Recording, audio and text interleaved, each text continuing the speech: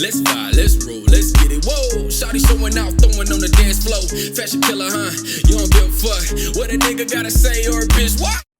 Hey you guys, it's Naimahrae and welcome back to my channel. If you're new here, make sure you hit the subscribe button and join the fam because we stay litty over here. And if you're a returning viewer, hi, how are you guys doing on this lovely day? As you just tell by the title of this video, I am back with another binge-worthy TV shows video. If you have no clue what I'm talking about, I have a whole little playlist on my channel and a bunch of other videos of me just telling you a bunch of shows that are worth watching.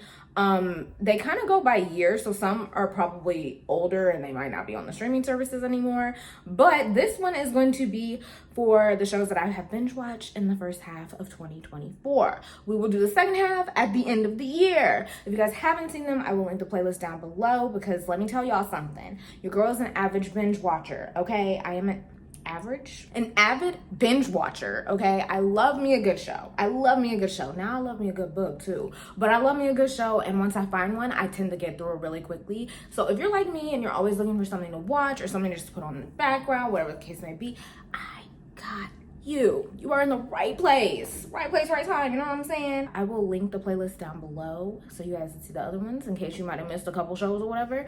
And let's just go ahead and get into it. So these are not in ranking order. I say this in every video, but they're not in any ranking order. I'm gonna start with Netflix. I have Netflix, Amazon, and Peacock this time around, which some of these shows you could probably find on more than one streaming service, which if that's the case, that's even better. But we're gonna start with the main category, Netflix. Number one for Netflix, I have Never Have I Ever. Now look guys, please don't come for me. Please don't come for me. I know I was very late to the party. I literally did not start watching this till probably like 2 years after it actually ended, which means all the seasons are up, so you can boom, boom, boom, boom, boom. You know what I'm saying? Never Have I Ever pretty much follows this brown girl, and she is going through high school, pretty much like your typical high school things, like, you know, boys getting ready to go to college, like all of that and everything. And honestly, the show was really good. It was like very like, I don't know how to say it. It just kind of reminded me of like when I was in that phase of my life, and I was like, man, like I know exactly how she's feeling. Like she was navigating the loss of her father. She had a lot going on, and it's kind of like a comedy as well. It was funny, but it also had a good amount of drama and like seriousness in it. So it was a good balance, just a good like drama. I definitely recommend it for the people who are like in their later years of high school and they're about to go to college. That show is perfect for you. It probably will describe a lot of the feelings that you're feeling. And yeah, like 10 out of 10 recommend. That show was really good. It actually very much surprised me. I wasn't expecting it to be that good. Number two is Botched. Now look, I know this show is probably not for everybody. This show is one of my guilty pleasure shows, and it's also on Peacock. They only have like 2 seasons, maybe 1 season on Netflix, but all of the seasons are on Peacock. I love Botched. Botched is pretty much it's like a reality show, and it's these 2 plastic surgeons, and they specialize in fixing people who have had botched plastic surgery. So for example, say you go get a boob job and it was like in another country, your boobs was really messed up, like one is up here and one is down there. They specialize in like fixing that type of stuff. Y'all, the show is just very interesting and I love watching it. I don't know why. The people that go on that show, though, have some of the most interesting stories. Some of them are like trying to be characters. I've seen people on there trying to become like cartoon characters, and they want to look like this. They want to get this rib taken out. Some people who's had crazy accidents and they have to get this fixed, X, Y, and Z. And like, I don't know, something about watching like the before and after like transformation thing is great. I don't recommend it for everybody. It's definitely not for you if you are like queasy and you don't like blood and like the doctor type stuff freaks you out. Usually that stuff freaks me out too, but it doesn't show too much for me.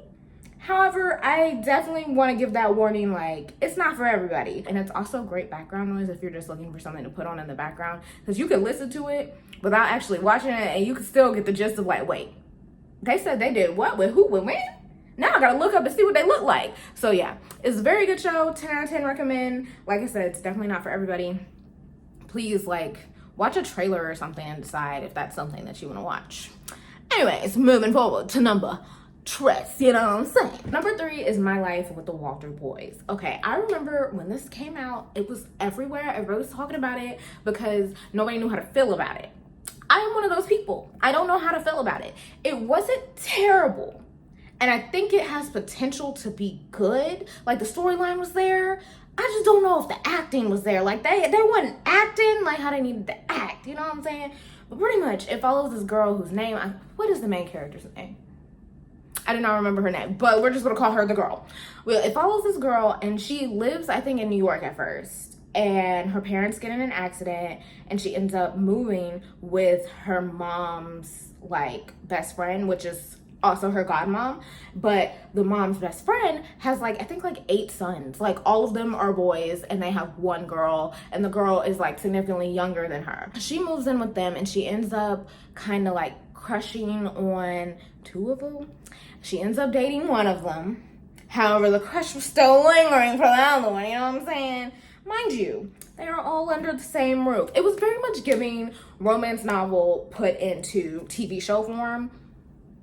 I was eating it up.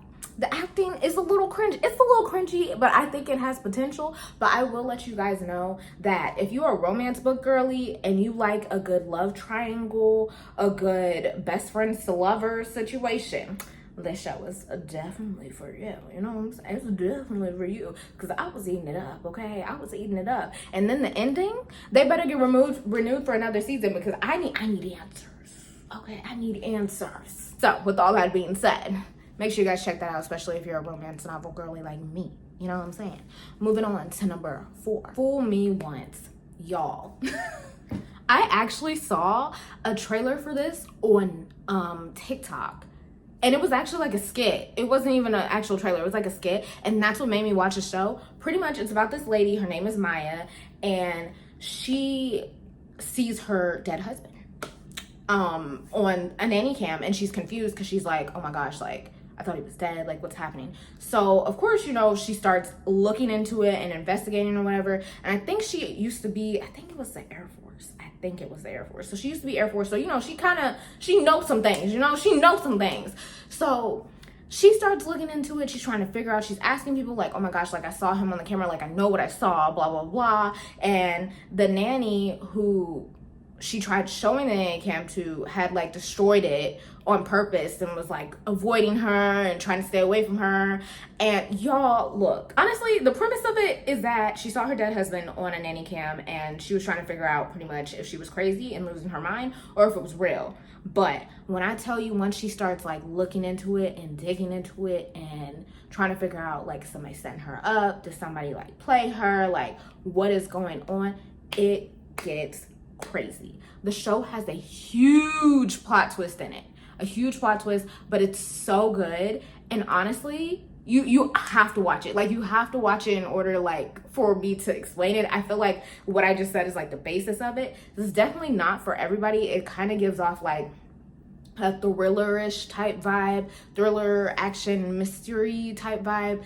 If that's your vibe, definitely check out Fool Me Once. It's on Netflix. It's also based on a book, so I heard. I kind of want to read the book because I feel like it might be really good too. But yeah, 10 out of 10 recommend. Definitely for like a more mature audience, because it's a little, like I said, it's a little creepy. But that show, they did something with that one. Next one I have is School Spirits. So I think this one is also on Paramount Plus. But we do have Paramount Plus, but the app is so bad, we never use it. I don't know why we still pay for it. It follows this one high school girl who, she pretty much like dies in her school, and she becomes like a ghost, so she's like trapped at school. So she's there with a bunch of other ghosts that are like trapped at the school. Everybody that's there is like people that have passed away at the school, and they like are stuck in the in-between and can't move on because of like, I guess they haven't gotten closure on whatever. Pretty much she's missing at the moment, and so she's like trying to help one of her friends find her. Pretty much she's like, look, like this happened, and she's trying to figure out like who did this to me, like why am I here, blah blah blah. And ironically, her friend is the only one that can see like her. Nobody else can. It's kind of hard to describe, but it's actually, it was kind of a cute little series. I thought it was very interesting. It's very different. Definitely don't recommend it for everybody, but I think it was a pretty good series. It's kind of like high school drama mixed with like life drama mixed with like mystery situation. It was just a good mix of things. It was very different. I was like, okay, this show was actually pretty good. It was just not like any other show that I've watched before. I can't really say much else without like giving it away. Just know that she pretty much is trying to find out what happened to her. But y'all, let me tell y'all something. I hope they put the next season on Netflix because I know they got renewed. And there was a plot twist at the end. A plot twist that I did not see coming. And it makes me curious to see how is this second season about to go. So make sure you guys check that one out. It's really good. Next one is Griselda. Now, I'm sure a lot of you guys heard about Griselda. It was a really big Netflix thing. Sofia Vergara was playing the main character, Griselda Blanco, and the son was not happy about it. But I'm gonna let y'all know now, the series was really good, okay? It was really good. I think it's a limited series. It's just one season, so a quick, easy watch. Each episode is an hour. It's pretty much based on the life of Griselda Blanco, which if you guys don't know who that is, she was a famous pretty much drug lord. She was moving at work, you know what I'm saying? I don't know what I can and can't say on YouTube sometimes because I get mixed up with TikTok, so we're just gonna put it that way. It pretty much follows when she was in Miami. When she came to Miami and when she kind of got her business started and everything. This series, by all means, is not for anybody young, okay? Definitely for mature audiences only. The whole series was wild. It was very interesting to watch. It's kind of off-grid for me because I usually don't watch stuff like that, but I have heard about Griselda Blanco before, and I think her story is kind of interesting. So watching the series was just like, wow, this is great. Like, this lady was crazy. She was insane. I would give the series a watch if you're like really big and like you like the drug type TV shows and like crime TV shows and stuff. That's right up your alley. Definitely mature audiences only. Not for everybody. Not everybody's gonna like it. I already know. It's very like drug, sex, money based. So that's not your cup of tea. Don't watch it. If it is your cup of tea, please go watch it because it's really, really good. The next one, I'm sure a lot of people also have heard about this one, The Last Airbender. Now look, y'all, I had to watch The Last Airbender because if you guys did not know, I really, really love Avatar The Last Airbender. That was one of my favorite childhood shows, like, and that will never, ever change. Like, I love that show from the bottom of my heart. Anyways, so of course, you know, I had to watch the live action. Now, I have a lot of thoughts, but I'm not going to say all of them because it will take up too much of this video. I will say that I think the series is worth giving a watch. I think it's going to be one of those things where you either love it or you hate it, and that I'm happy they got renewed because they could take the feedback that a lot of the fans said and hopefully apply it to the newer episodes. That is my hope. Pretty much, it's based on Avatar The Last Airbender, the cartoon. So if you guys haven't, like, I mean, that's kind of really the basis of the show. Some of the episodes are very, very similar to some episodes that are in the show, and some of them, like, they had to tweak a little bit just because, like, it just wouldn't make sense, like, live action wise. Like, obviously when you're trying to adapt a cartoon to a live action, it just, you know. So definitely recommend the series. Like I said, you either love it or you hate it. I gave it a solid like 6.5, 7 out of 10. It wasn't horrible. They definitely had room for improvement, and I'm hoping that, like, moving forward with the seasons that they have, that they take the criticism that a lot of people were giving them and that they make it better. I recommend it for everybody. It's still pretty much family friendly for everyone, to my knowledge. It was nothing crazy in there, so yeah, check it out. The last one is for all my anime girlies and guys. Demon Slayer. I know I'm late. I hopped on the train late. I actually binge watched it earlier this year when I was sick and I was stuck at home for like a week, so I just binge watched the entire series, and it's actually really good. I actually really liked it. I always get iffy about watching things with like demons and, you know, stuff like that, because I don't do that. I don't do that, not at all. But it was actually really good. This boy, forgot his name, can't think his name. This boy, pretty much, he was delivering, I think, some wood or something. So he goes into town, and then when he comes back, he finds out that his family has been like slayed by demons, pretty much, and that his sister is now a demon and possessed. So his like whole life's mission now is to get his sister to not be a demon anymore, because she's like, she still has human traits, which I don't think anybody has ever seen before. So he's like going around getting help from everybody, and then he decides to become a demon slayer so he can slay demons and protect his sister from people who are trying to slay her. That's pretty much like the basis of it. It was really good. I liked it. The demons in the show, more so to me, look more like monsters. They're just called demons, but I mean, you know, I guess balance. So yeah, I recommend it. Obviously, it's definitely for a certain crowd and probably for more on the younger audiences, but I don't mind watching anime. I actually like anime series, so 10 out of 10 recommend that. Moving forward to my next category, which is Amazon. So we're gonna talk about Gen V. Y'all, I love that show, okay? If you watch The Boys, you are gonna love Gen V. If you like action, it's a little gory. Okay, it's very gory actually. So if you like gore and action, that's right up your alley. It's like pretty much a spin-off series of The Boys. It follows this girl and she's pretty much enrolled at this school to help her like control her powers and learn her powers and everything. And y'all, it's just really good because you find out that there's some shady stuff going on at the school and people was trying to uncover it, and it turns into a whole thing. I will say I'm very sad because one of the main characters in the show did pass away recently, which I feel like a lot of people heard about.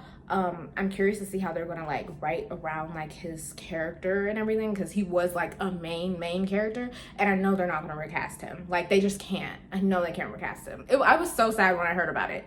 But yeah, I definitely recommend to give the show a watch. Definitely for more mature audiences only. If you are a fan of The Boys, definitely watch Gen V. 10 out of 10. If you're into gory superhero action type stuff, that is right up your alley. I love it. Moving on to the last category, which is Peacock. There's a show on Peacock called Found.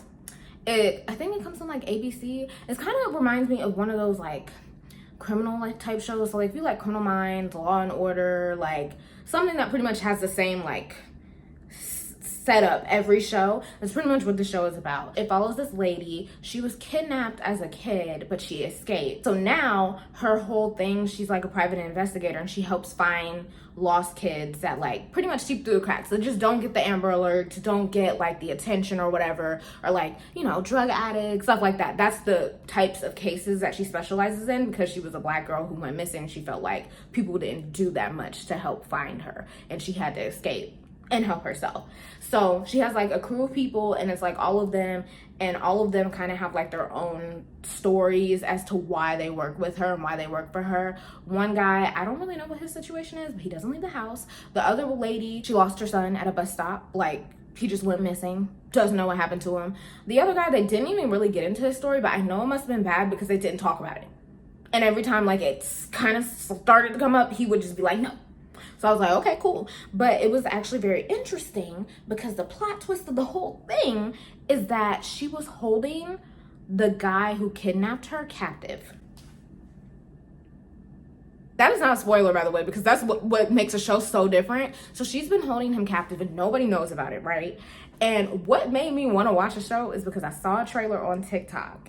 And let me tell y'all something. It was giving enemies to lovers situation. I was like, wait a second. Like, why does the kidnapper seem like he's in love with you? And why do you seem like you kind of like him too? That's what it was giving. That's what made me want to watch the show, because I was just like, oh, this sounds like it would be a real good book. But it's a book put in a TV show format. So I was eating it up. And it was really good. And they got renewed. So I'm excited to see where this next season is going to go. Because let me tell y'all something. The ending of like season 1 was insane. But 10 out of 10 recommend if you like I said, Criminal Minds, Law and Order, that type of stuff. It follows those like type of shows that always have the same setup every episode. Definitely not for everyone. Not for everyone. I would recommend probably for more mature audiences. And also it does have trigger warnings in it, obviously, because of the kidnapping situation, and some of the things that they talk about in that show can be a little heavy. So just heads up, if you're not feeling like being heavily emotional, don't do it. But I feel like if you're a true crime girly, you'll really love that series. So that's actually all I had for my binge-worthy TV shows for the first half of 2024. Obviously, I will be back with the second half at the end of this year. I always tend to do these videos on my channel at least twice a year. So like I said, I will link the older playlist down below. Let me know some good series that you guys are watching, because I'm always looking for a good series to watch. I usually get my recommendations from people that I know, or I just see it and I'll go watch it. Yeah, let me know down below what you guys are watching, because I'm looking for some new series right now to watch. I'm still trying to get through Suits because it's taking me forever. but I'm getting through it. I hope you guys enjoyed this video, and make sure you guys leave a like, leave a comment, subscribe, follow me on all my social media, which is always in the description box down below, and I will see you guys in my next video. Bye guys. I want a chick that grind on a 9 to 5. Oh, she in them college books trying to get a rise. But tonight, I'm just trying to have a good time.